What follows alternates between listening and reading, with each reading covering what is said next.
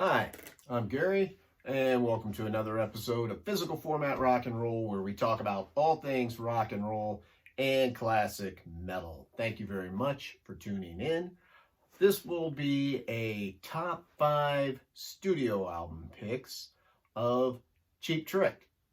So, two things first to say is one, I realize that normally I do my pick 3, but I'm changing it up a little bit just because I couldn't narrow it down to mentioning just 3. I had a really hard time doing that Iron Maiden video, and I got all these other people commenting on, well, this album should have been in the top 3 and blah, blah, blah. And it's like, yeah, I know, I love that album too. So anyway, this will make it a little bit easier on me, even though it was still hard.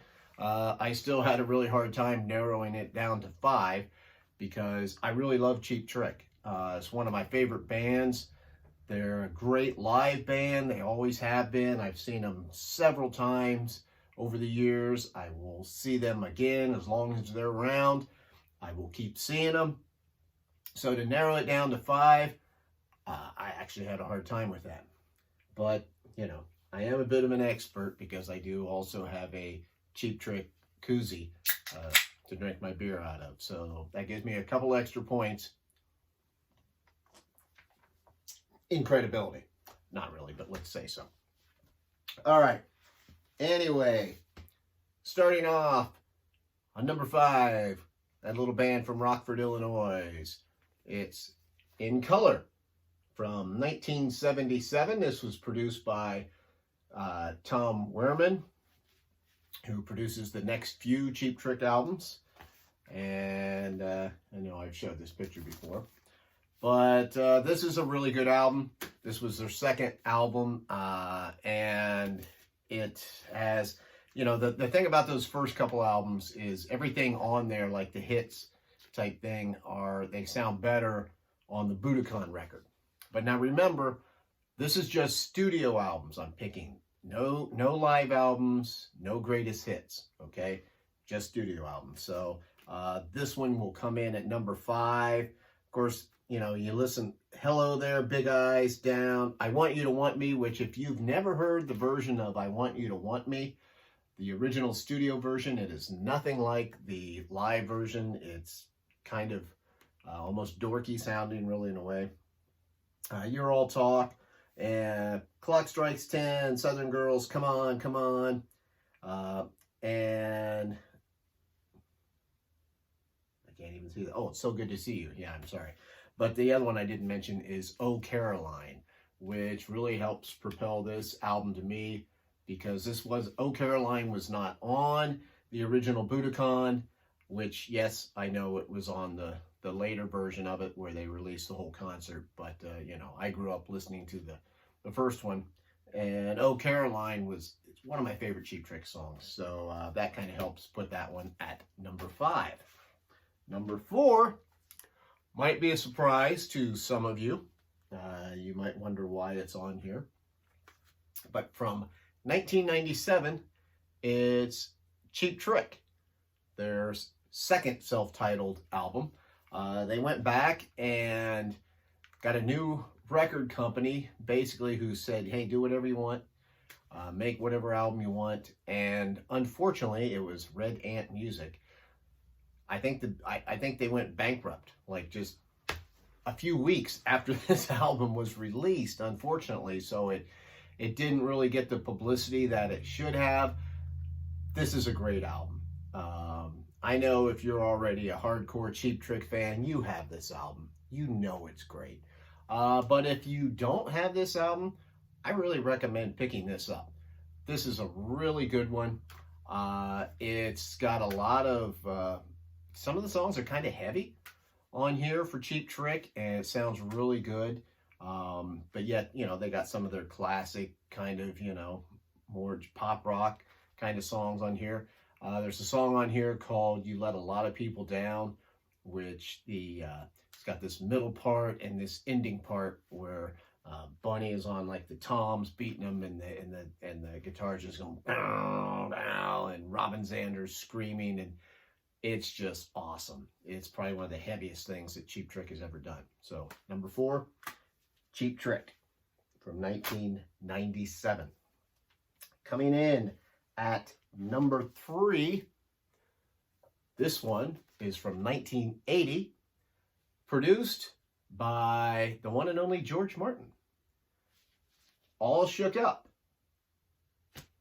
Here comes that feeling never stops. From the first time that I met you till the last time that we talked. Love it. This is such a great album. Has so many fantastic songs on here. You know, some people don't like this album because it's a little bit different. George Martin produced it, and it, you know, has a few odder things about it, but I just think it's a wonderful album. It has just some amazing Cheap Trick moments on here. There might be, you know, a song or two I could do without, but the songs that I really like are just so good that, you know, I went back and forth on ranking these albums, and at first I moved this lower, but then I'm like, no, man, there's the songs that are good are just so great that I had to move it up to number 3. So coming in from 1980, number 3, All Shook Up. Coming in at number 2 from 1979, The Dream Police, They Live Inside of My Head. What a great album. You know, this is just a fantastic rocking album. Of course, it's got that title track, Dream Police, Way of the World, The House is Rocking, Gonna Raise Hell. That's a classic one. Need Your Love, which is kind of odd. You know, Budokan had already came out before this album. You know, Budokan is what broke Cheap Trick. And they had went ahead and done Need Your Love live on the Budokan album. So we already knew that song by the time this studio album came out, but it's still great hearing it on here. And of course it has voices, a slower ballad type song, which is just great.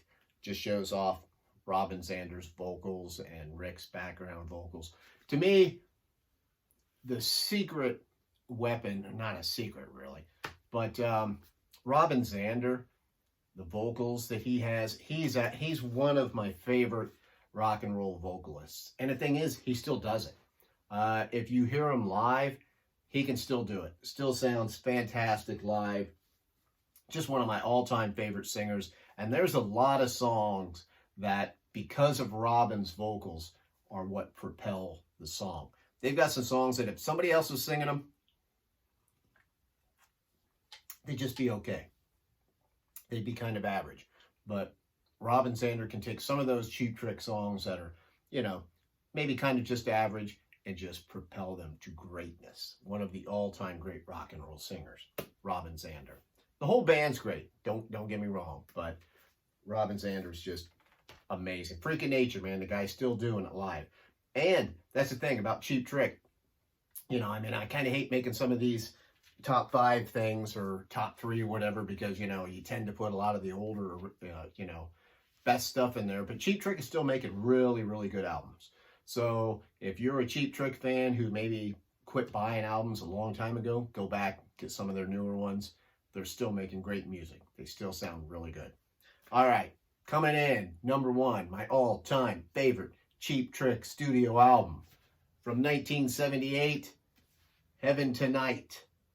Love, love, love this album. To me, this album is a 10 out of 10 album, okay? When I go, if I would be ranking my favorite albums of all time, regardless of whatever band or whatever, this one's going to make it, okay? Of course, you know, Surrender from it.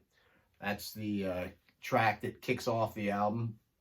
That's a perfect rock song, but I just love the combination of what they do on this album.